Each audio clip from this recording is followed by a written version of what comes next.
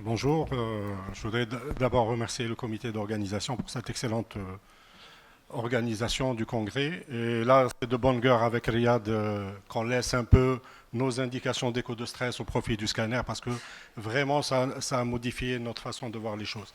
Et là où je vais parler maintenant, c'est peut-être comment évaluer la cardiomyopathie ischémique plutôt que euh, de façon restreinte sur le concept de la viabilité. En fait, moi, j'y crois plus maintenant depuis un certain temps, plus à la fraction d'éjection. Et je vais vous montrer quel est l'apport des déformations dans la compréhension du pronostic, vraiment de l'état du myocarde qu'on va confier au coronarographiste. Euh,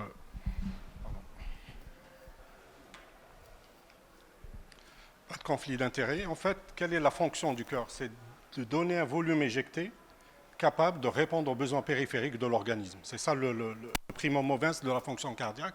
Et donc la complexité de la fonction cardiaque ne peut pas être restreinte sur la seule fraction d'éjection, compte tenu de sa vulnérabilité, on va le voir. Et pourtant, dans les recommandations, elle reste la pierre angulaire dans les décisions. On l'a bien vu avec également dans les résultats antinomiques entre Stitch et Revival, qu'il faudra peut-être s'appuyer, en dehors du critère dur sur la morbimortalité, s'appuyer sur un autre élément pour dire que nos patients de tous les jours, est-ce qu'ils sont stables, est-ce qu'ils ne sont pas stables, etc. En fait, je rappelle rapidement la fonction cardiaque. Vous savez que la fonction cardiaque commence par un double raccourcissement, un raccourcissement longitudinal qui va augmenter un peu la pression ventriculaire gauche, ensuite permettre au sang de se canaliser dans la chambre de chasse. Vous avez ensuite la contraction circonférentielle qui va faire dépasser la pression ventriculaire gauche au-delà de la pression aortique pour ouvrir les valves, et donc là, s'amorcera l'éjection ventriculaire.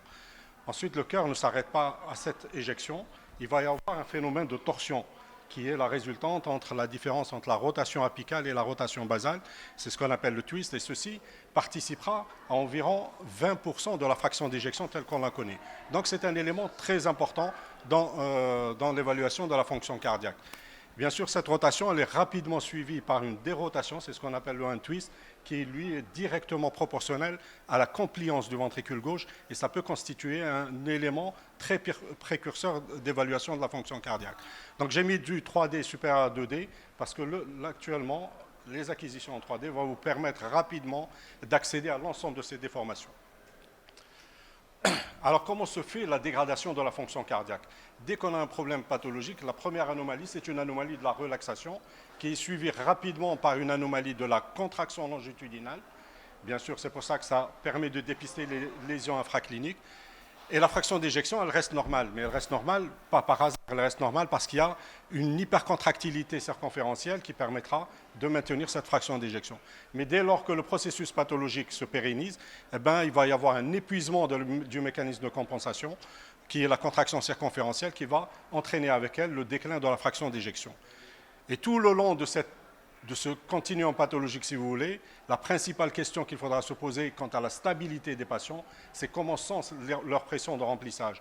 Et c'est comme ça qu'on arrive à distinguer les insuffisances cardiaques à fraction d'éjection préservée des insuffisances cardiaques avec dysfonction ventriculaire gauche, avec abaissement de la fraction d'éjection. En fait, dans le cas de la cardiopathie ischémique, essentiellement, quand on est très conventionnel, le biplan, c'est la 4 et la 2 cavités. Alors quand vous avez un infarctus inférolatéral comme ici avec son empreinte sur la déformation, si je reste conventionnel, 4, 2 cavités, je suis à 57%. Si je m'amuse à faire 4 et 3 cavités, je suis à 47%. Donc je perds 10 points. Et dans les recommandations, ça peut constituer un impact pour la mise en place de certains traitements, notamment les défibrillateurs implantables après un infarctus, etc. Vous allez me dire, oui, c'est l'infarctus latéral parce qu'on ne le prend pas. Non, même l'infarctus antéroseptal, regardez ici, si je reste conventionnel, je suis à 44%, si je fais du 3D, je suis à 30%. Donc je suis dans l'intervalle des recommandations pour la mise en place d'un défibrillateur implantable. Donc ça aura un impact sur le pronostic, et donc la fraction d'éjection ici ne veut rien dire. En fait, ça a été, Marwick l'avait démontré, hein, sa vulnérabilité, compte tenu des assumptions géométriques sur lesquelles elle se base. Ensuite, vous avez sa dépendance vis-à-vis des conditions de charge, et également dans le cas des infarctus, l'hyperdynamique de la base qui va surestimer la fraction d'éjection. Alors, vous allez me dire, oui, le strain, il peut y avoir des différences entre les différents vendeurs. Actuellement, cette méta-analyse montre qu'il y a, quand on est à moins 16%, c'est pathologique pour tout le monde, que ce soit Philips, General Electric ou autre. Là aussi, Marwick avait montré cette supériorité de prédiction sur toute cause de mortalité avec le strain global, hein, par rapport à la fraction d'éjection et par rapport au Wall Motion Score dans la cardiopathie ischémique. Donc, c'est un paramètre qui est beaucoup plus intéressant que la fraction d'éjection. Alors, au-delà du global longitudinal strain, au-delà du chiffre lui-même, c'est pour ça c'est à peu près, on s'extrapole sur le scanner, il faudra relire les déformations. Alors, c'est quoi ces déformations?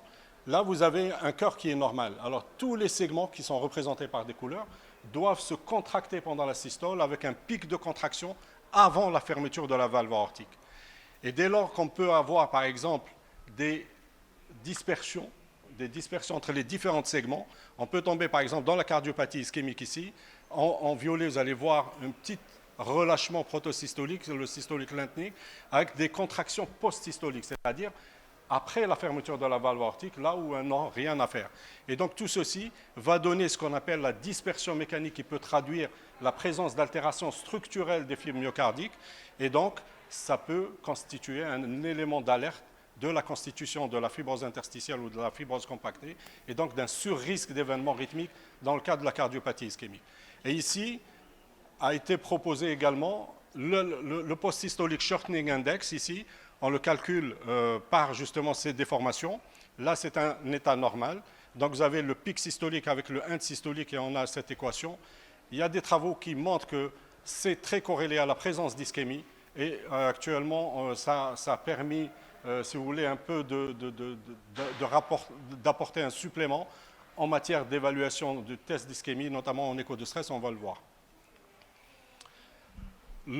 La dernière rotation, c'est la rotation apicale. Et là, vous allez voir que plus le cœur tourne mal, eh ben, plus il y a probablement de la fibrose. Là, vous allez voir ici, par exemple, un twist, une rotation qui est normale avec de la fibrose. Et là, c'est carrément quand il y a de la dyskinésie, quand il y a des anévrismes, comme c'est chez ce patient ici, où on a, j'appellerais ça le final countdown, parce que là, il n'y a rien tiré. Et ça, c'est corrélé à la sphéricité du ventricule gauche. Quand, on sait tous, pour les anciens qui ont fait de l'écho, quand le cœur devient très sphérique, très dilaté, il n'arrive plus à se contracter, et c'est pratiquement la fin pour le patient.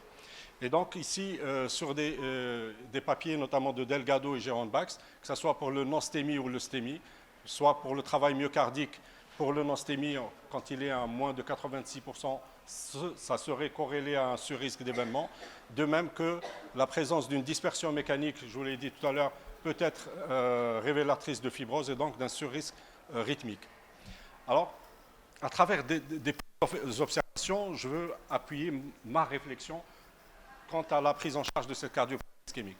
Regardez ce patient, c'est un médecin, on n'a que des médecins apparemment. C'est un médecin spécialiste donc, qui a été hospitalisé pour un infarctus, trombolysé à l'hôpital. Je le revois à peu près à 3 semaines, un mois. Là, je fais mon écho de base. Fraction d'éjection 3D à 32%. Regardez la vulnérabilité du biplan à 44%. Le GLS, la dispersion. Mais ce qui est important, c'est relâchement complet de l'ensemble des segments apicaux. Vous allez voir ici, des segments apicaux, c'est ce qu'on appelle le holosystolic lengthening, c'est-à-dire il y a une dyskinésie totale. Et ça, pour moi, il n'y a pas de viabilité dans ce cas.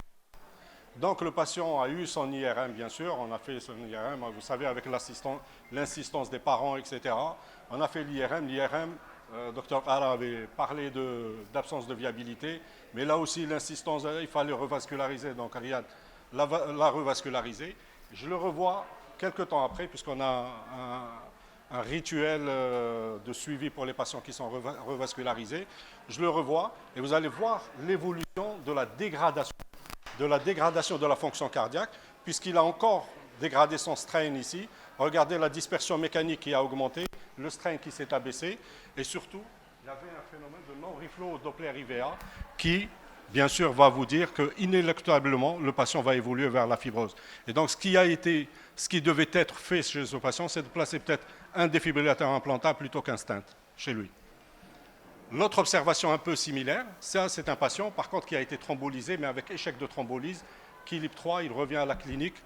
Donc 35%, vous avez toutes ces altérations avec le holosystolic lengthening. Et regardez pendant la phase où il était instable, etc., on avait un stroke volume qui était à 19 millilitres.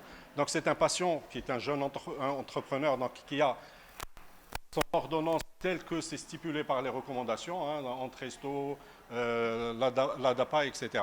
Donc, et ceci n'a pas permis de l'équilibrer. Et c'est pendant 1 an et demi que j'étais avec lui entre consultation, écho, etc. Finalement, après, on a décidé de faire de la réadaptation cardiaque.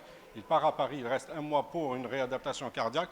Et depuis, il s'est transformé sans que son écho se transforme sur le plan morphologique. Regardez, là, le holosystolic lengthening, il est beaucoup plus sévère que là. La fraction d'éjection reste la même, mais avec des volumes réduits. Mais ce qui est amélioré, c'est le stroke volume. Il est passé à 43 millilitres, de 19 à 43 millilitres. Ça veut dire que, ce que j'ai dit tout à l'heure dans la définition, le rôle de la contraction cardiaque, c'est de donner un volume éjecté suffisant. Et là, le patient travaille, il a repris son travail, il va relativement bien. Ça, c'est un patient également qu'on a reçu pour une IRM, et nous, dans la tradition à la clinique, on fait une échocardiographie avant l'IRM cardiaque systématiquement. Et donc ça, c'est un patient aussi qui a un gros infarctus du myocarde. Regardez, pas de viabilité pour moi, il n'y a certainement pas de viabilité sur ce segment apicaux. On a fait l'IRM cardiaque qui confirme la transmuralité de la fibrose avec la présence de caillots. Et là, ce qu'il faut faire, c'est peut-être un coroscan pour voir les autres axes, plutôt que l'artère responsable de l'infarctus sur laquelle on ne va pas toucher. Ça, c'est un patient également pour vous montrer l'évolution favorable d'un patient qui a été revascularisé sur un infarctus du myocarde. Fraction d'éjection 39%. Sa contraction circonférentielle, je l'ai faite pour le twist, je l'ai fait pourquoi? Parce qu'on remarque une akinésie apicale. Est-ce qu'elle est complètement effondrée? Non. Peut-être qu'il n'y a pas autant de fibrose, mais ce qui est important, et actuellement je l'intègre dans l'évaluation des cardiomyopathies ischémiques, c'est le rapport stroke volume, volume télédiastolique, c'est-à-dire ce qui sort par rapport au volume télédiastolique global, et on sait que ce qui reste, le volume télésystolique, déterminera l'inotropisme cardiaque. Plus bas est le volume télésystolique, mieux c'est l'inotropisme cardiaque. Et donc actuellement, dans mes comptes rendus, vous aurez du stroke volume sur le volume télédiastolique. Maintenant, est-ce qu'il y a un cut-off pour dire c'est très stable ou pas? Ça, il faudra une grosse étude. Ça, c'est le final countdown. Là, il n'y a rien à faire. On ne peut même pas faire du strain parce qu'il y a un effet de sortie de coupe. Donc, il n'y a pas. Vous voyez que c'est 16% de fraction d'éjection avec des volumes très élevés. Si le stroke volume est à 6 millilitres. Donc, c'est pratiquement effondré. Donc là, c'est vraiment la fin. Alors, récemment, a été publié sur le JAS de juillet 2023, l'apport du post-systolic shortening index en matière d'augmentation de la sensibilité et la spécificité des échos de stress en matière de dépistage d'ischémie. Et ça, c'était les travaux de l'équipe de Feigenbaum ici, qui montrent que c'est très intéressant de le faire. Et je vous assure qu'actuellement, on le fait où il y a des patients, deux cas de figure, des patients par exemple qui viennent pour une douleur thoracique. Je fais l'écho, je trouve un post-systolic shortening index très élevé. Là, en l'occurrence, on propose à plus de 25 sur l'équation que je vous ai montrée tout à l'heure, à plus de 25, et c'est très prédicteur de la présence d'ischémie. Ça peut également être intéressant dans la recherche de la viabilité dans le cadre de l'écho de stress. Regardez, pour les jeunes, vous savez que visuel, l'écho de stress, nécessite quand même de l'expérience de l'opérateur, une belle qualité d'image, etc. Et là, ça rend plus concret, si vous voulez, l'évolution de la viabilité de l'ischémie, puisque ici, c'est à la base, je suis à pratiquement 11% de GLS, 40%. Regardez, il y a ce que j'appelle le poor shortening systolique ici.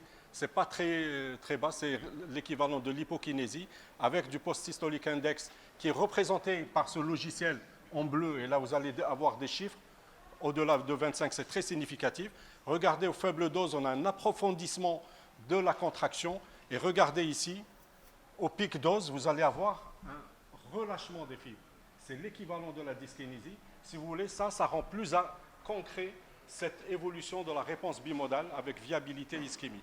Donc pour les jeunes, ça sera beaucoup plus intéressant pour les courbes d'apprentissage.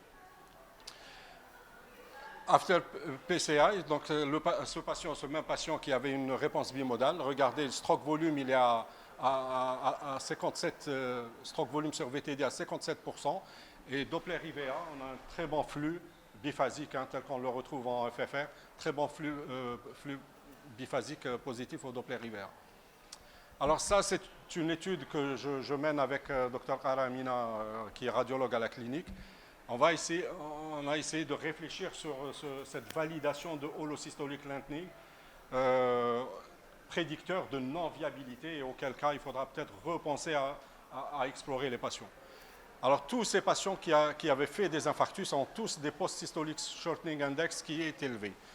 Ensuite, j'ai sur 25 à peu près 11 patients qui avaient un holosystolic lengthening, un proto-systolic lengthening et un pour systolic shortening, c'est-à-dire juste une hypokinésie. Et là, je vais essayer de voir, bon, voilà la répartition homme-femme, facteurs de risque, etc. Je suis dans le libéral, donc je n'ai pas la rigueur universitaire. Ce qui sort, c'est que quand les patients dans le groupe 1, c'est-à-dire quand il y a un holosystolic lengthening, eh ben, la plupart avaient de la fibrose transmurale. Donc, ça peut être un élément très intéressant de réflexion. Quand on est dans le protosystolic lengthening, c'est-à-dire il y a un relâchement pendant la systole, mais ça descend un peu, ça se contracte un peu. Là, je suis, sur 5 patients, je suis sur 3-2. Il peut y avoir de la viabilité, comme il peut y avoir. Par contre, quand on a pour systolic shortening, c'est-à-dire juste une hypokinésie, là, il y a de la viabilité. Donc ça pourrait constituer des travaux, j'encourage les gens qui font du strain, etc. Dans le cas de la cardiopathie ischémique versus IRM, ça peut constituer des travaux, et auquel cas, on réfléchira mieux peut-être à explorer nos patients et rendre, bien sûr, l'exploration ou la multimodalité beaucoup plus rationnelle. C'est-à-dire, on ne va pas ruer sur l'IRM cardiaque, alors que dès le départ, je saurais qu'avec une échographie quand même, qu'il n'y a pas de... plutôt aller vers le coroscan plutôt que vers l'IRM, etc. Donc ça, c'est juste vous rapporter un peu notre expérience ici sur la façon de réfléchir par rapport à la cardiopathie ischémique. Et ce qui est intéressant, c'est qu'au-delà de la fraction d'éjection, dont on sait que, y compris même le strain, leur dépendance vis-à-vis des conditions de charge, eh bien, peut-être rester sur le stroke volume, sur ce rapport stroke volume, volume télédiastolique dans la réflexion de la stabilité des patients. Je vous remercie.